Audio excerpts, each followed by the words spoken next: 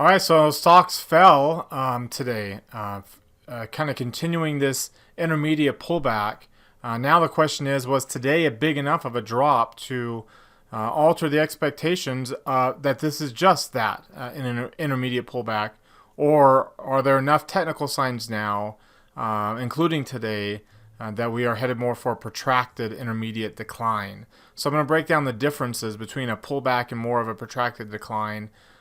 Take a look at the sectors and how they're performing and how different asset classes are performing today, some of them to extremes, and how that can affect our market posture. And then one stock in a sector that doesn't do well with trade jitters, and we'll take a look at a bearish trade on that stock. So let's go ahead and get started. Today is Thursday, May 23rd. This is the market outlook from MarketScholars.com. My name is David Settle.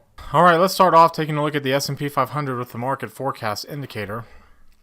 And you see, we did come down as we kind of talked about the idea that we'd continue to trade within this range towards 2,800.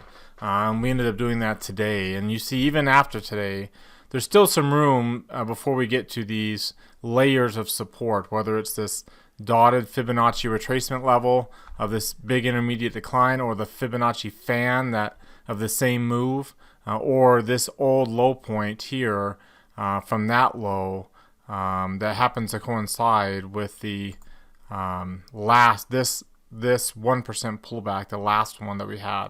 So you notice this pullback got to the dotted line, rebounced, and now we might go down a little bit more. Maybe even try to sucker in some people to short or to knock out some stop orders in that below 2,800 area before rising up again. But as you can see, there's a confluence of support in that area right around 2,800. And if we break that, then you see the next low point happens to land on the 38% Fibonacci retracement, where the Fibonacci fan will be crossing over that.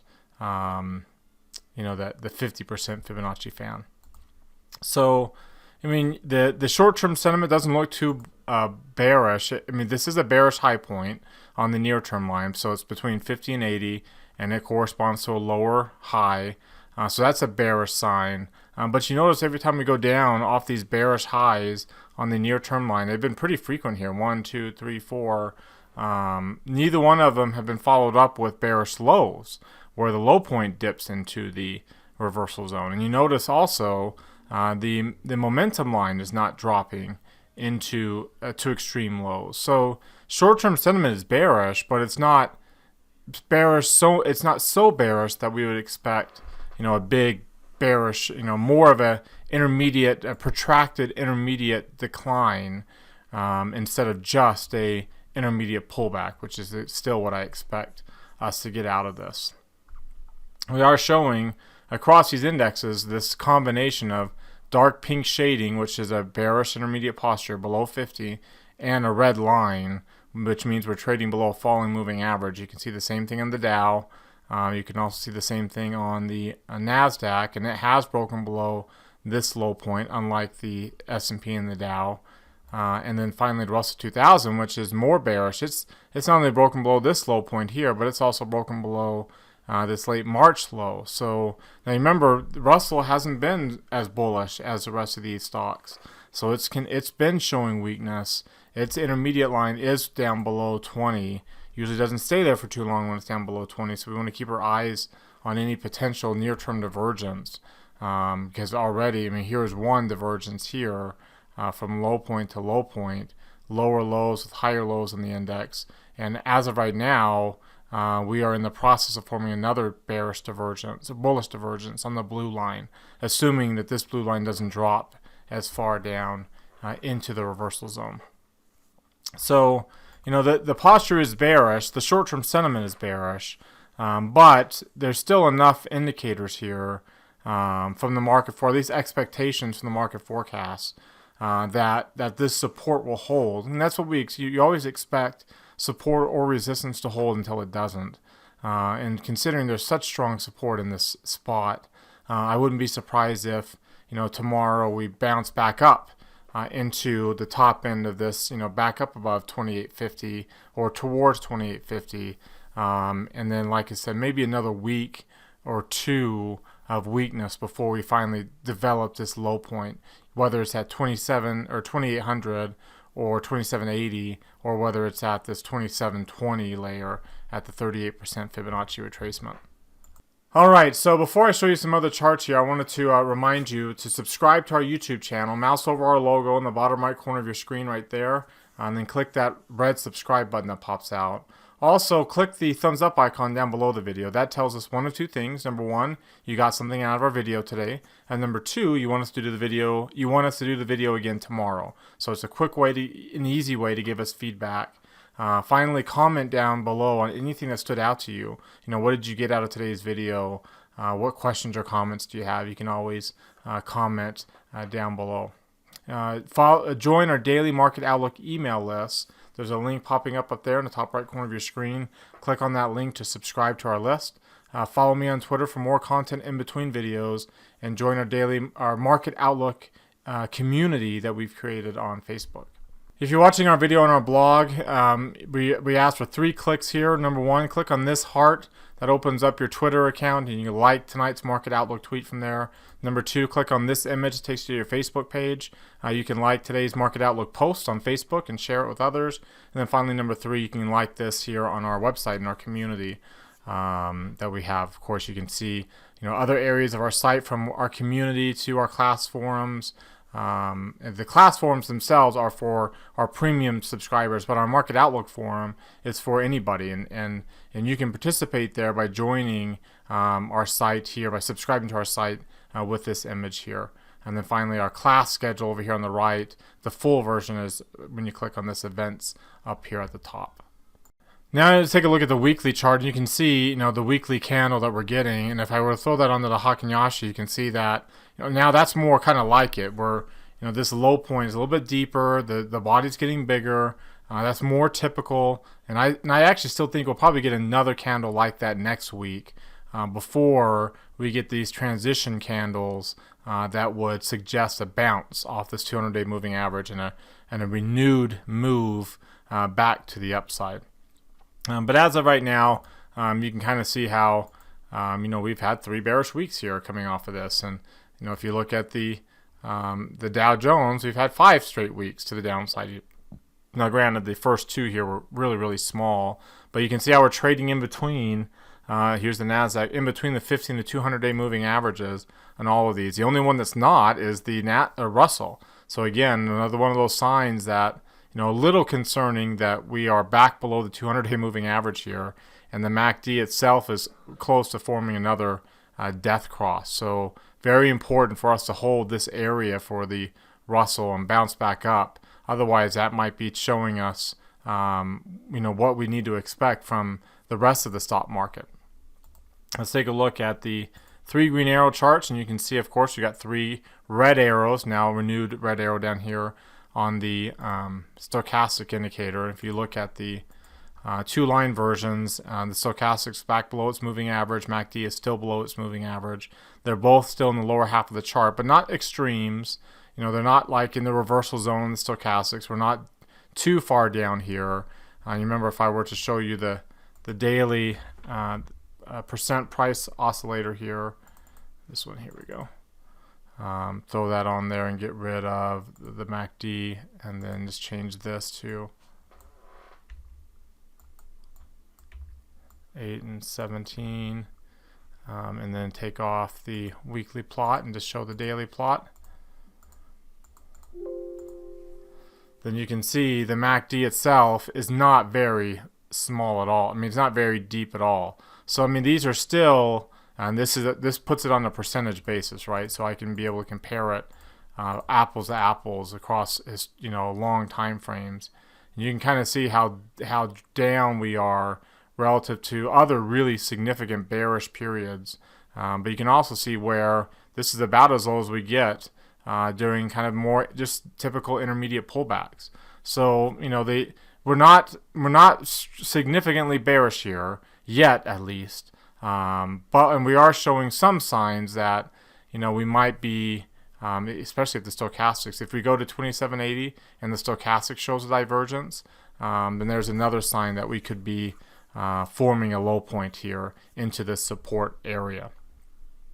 And as you can see on this intraday chart, just like that, we traded into the lower half of this range. So there's the open, Heikin-Ashi open, right about the midpoint of the chart.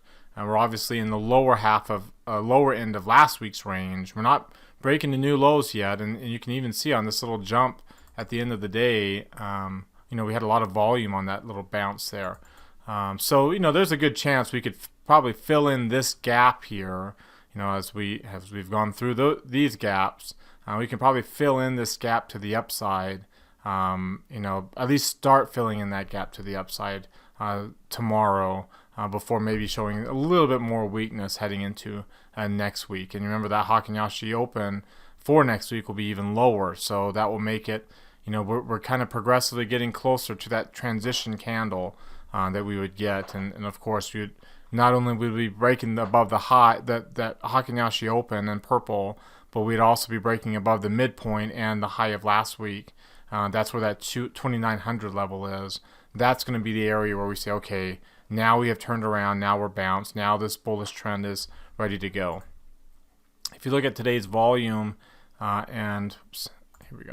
today's volume and trading range, and remember we had a gap, so the trading range was actually 2.64 points today, but you have to include from 285.63 to 283.21, so you had about a 2.25 point move to add on to that. So we're looking at about a 5-point range roughly, with 98 million shares trading hands. So you put that in the context here, 98 million shares is just a little bit above the average, but not too high. 5 points is pretty high, so we don't want to maintain 5-point moves. See, when you have this volatility, when we're in, let me go back a couple of years. When we are in these kind of protracted pullbacks, you notice we get a lot of 2% moves and 1% moves to the upside and the downside, right? And you can see where the volatility is. You can see it here. You can see it over here when we had this move. Lots of big moves down and up. 2% moves down, followed by 2% moves up. Well, we did get one 2% move down, and then today was a 1% move down. And we've had a couple pretty close to 1% moves to the upside, but nothing too dramatic. So again, another sign here that we're not really getting the kind of volatility that's typical of these protracted intermediate declines, and is more typical of short spurts to the downside. Short spurts to the downside were followed by grinding moves back to the upside. So if you look at the volatility index itself, you see we did jump back up today, which is good for our inventory class trading. We were, on Wednesday we made some trades, or yesterday I guess, we made some trades with the intent that volatility would bounce back up, and it did off of this low point here. And we are back in the bearish zone here. We might trade a little bit more closer towards 1, maybe up into this 18-19 area. But the fact that we are retesting these lows that we got from back, what was the date? We're retesting these lows back on May the 13th. Now let's go back to the volatility index. So here's May the 9th.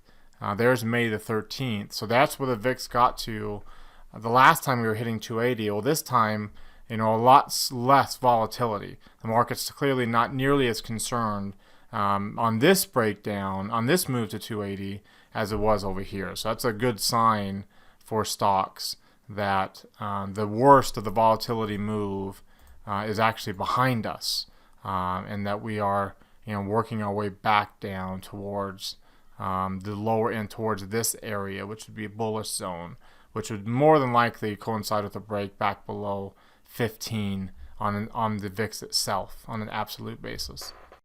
All right, so to summarize, the market posture is leaning towards the downside, but not to the extent that we should expect support to break. The indicators still are weak enough from a bearish perspective to give us higher odds that support will hold and that we'll bounce off of that. We won't necessarily be out of the woods, There's probably still going to be some up and down moves here in this area to try to sucker some people into pulling up their stops too tight or whatever. But the reality is, there's a better chance that we'll bounce here eventually off these support levels and break through them, at least according to what we're seeing on these different charts. So what do you think? Do you agree with that assessment or do you disagree? Click that link that's popping out in the top right corner of your screen. It opens up a poll. Then hit either agree or disagree. If you click disagree, scroll to the bottom and comment on anything on what you're seeing that would suggest something different than what we came up with here with our Outlook routine. All right, now let's dive into what's driving this action. And it's not surprising on a down day for equities to see crude oil really struggling. So crude oil was down 5% today. That's a big time move to the downside. You can see it had some gains to give. So in fact, you see its 3-month return is still 1%, even with this drop today. So it had some room to go down to the downside, where you can see down at the bottom here for the last 3 months, small cap stocks, emerging market stocks, commodities, mid caps, agricultural commodities, even gold, all down the most over the last 3 months. But today, this was a kind of a risk-off day. Long-term bonds were up, which means yields were down. Gold was up. Even the dollar ended up down. The dollar had quite the move here. You can see, you can't really see as much of it on this chart because you see that this little move, the UUP. But if you look at the chart for the dollar index itself, the futures contract, well, at least the cash index based off of the futures contract. Look at that candle that we got here today. It's a pretty decent. Can't get rid of these lines, but you can see. Look at the long upper shadow. Here, let's get rid of these. There we go. Look at that long upper shadow, and then that big kind of engulfing type pattern there. After trying to get above 98 again. So, again, not the most bullish, and that's why it's, it's been hard for me to really buy into these breakout moves on the dollar because either one, they don't hold, or two, they end up with some pretty bearish candles here. So again, we kind of need to stick above 98 because that's the retracement zone. If you notice here, that's the 68% level is this retracement zone. So we'd have to break out through that. And you can even see here on this weekly chart, the long upper shadow on this week's candle, kind of a little bit of a shooting star shooting star pattern, not the most bullish pattern. So, we get one good week followed by bearish weeks. You get another good week, you think this is going to hold, and then all of a sudden we get more bearishness on the dollar. And a lot of that has to do with what's going on in the 10-year notes. You can see the 10-year note continues to plummet to the downside towards 2.3%. In fact, remember the Fed funds rate is at 2.25% to 2.5%. So this is actually lower now than the Fed funds effective rate is. So a little bit of an inversion there. Still not as low as the 2-year, right? But you notice if I were to put on the yield curve that we're getting closer and closer towards this inversion. Now remember, once we get an inversion, that typically means that we have about a year. But keep in mind too, that today that the odds for a rate cut in December was briefly over 80%. They eventually dropped back down to 76%, but still you can see the odds for a rate hike by January are above 80%. So the market is really starting to bake in the cake here, and we won't see it necessarily here on a historical basis, but they're starting to really bake in the cake more rate cuts by the end of the year, beginning of next year. Again, as long as the market is leaning that way, but not actually producing rate cuts, that's this environment here where you get 20% returns in the markets from the time that you first invert on the curve. So we're just now getting to the point where we're inverting. Remember, the 10-year is lower than the Fed funds rate, and eventually, once this does curve to the downside, there will be a lot of recession calls out there. But remember, those recessions don't start, generally speaking, for months after the yield curve inverts. A lot of people will say, well, it's inverted for the first time since 2007 because that's when the market peaked. Well, remember, it had been inverted for over a year going into that May 2007. So make sure that that when those calls do come out, because they will, just remember that from the first time the yield curve inverted over here, we had 20, I think it was a 23% a year 1 year return from that point going forward. So big time grain of salt there. If and when we do get that, it's not the most bearish. It's not the most immediate bearish pattern that you can have. If you take a look at the TYX, and here let's just go to a long-term chart, which is the more economic growth expectations, you can see it's really dropping pretty hard too, to the point where some of this momentum is getting pretty extreme to the downside, and we're getting close to some support in this area. I have a feeling that these yields will probably slow down their pace and start working their way back to. There's TYX, so you can see, you've got higher lows in the MACD, which with much lower lows here on the yield itself, and the same thing on the TNX, same thing, lower lows with higher lows on the MACD itself. So we're getting some divergences here, whether it's MACD or whether it's stochastics. We're getting pretty extreme to the downside. At some point in time, we'll get a renewed bounce to the upside, which will most likely coincide with a renewed bounce in risk appetite as a whole. Now, if you take a look at the sector rotation, you can see, you got some green charts. Not all of them are red. In fact, Staples is red, but light, not showing dark pink shading, right? It's only got light pink shading because it's at 78.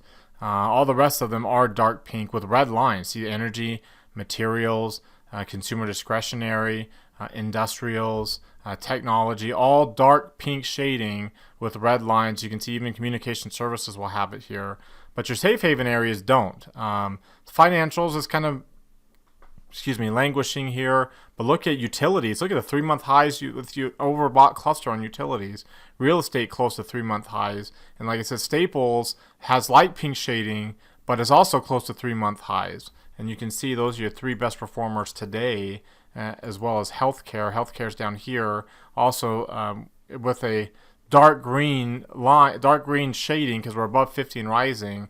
Just not the dark green line like you see on utilities and real estate and Staples. We're not getting that moving average turning up yet. So it's kind of the 4th member. And remember, as long as those are outperforming, these safe haven areas, Staples, utilities, and real estate, that's actually a bullish sign when these numbers are higher, right? Again, if I were to go back to, October the 3rd, right here, this is when the market peaked, and all these areas were down so much, and the cyclical areas, discretionary technology, they were up the most.